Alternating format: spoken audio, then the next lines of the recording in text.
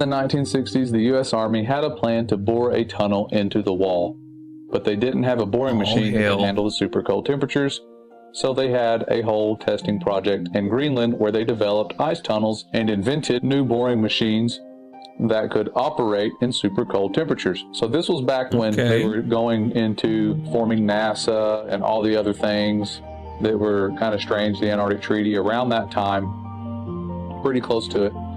And he says, like they did this whole big thing in Greenland for just practice. So it was like they were practicing to bore into the sky ice. And once they had the new boring machine figured out, they brought it to the Wall Antarctica.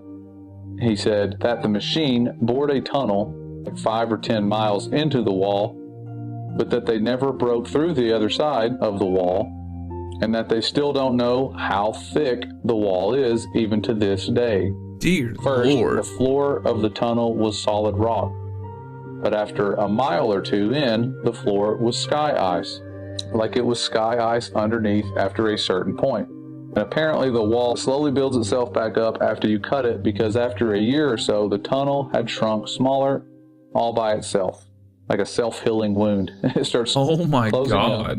They had to leave the boring machine inside the wall because the tunnel shrunk too small to get it back out.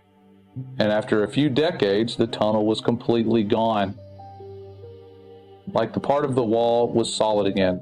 That is crazy. Now the scientists were trying to use technology to figure out how thick the wall is.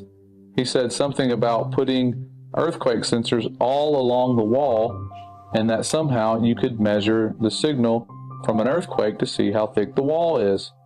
But I didn't think it was a big deal at the time.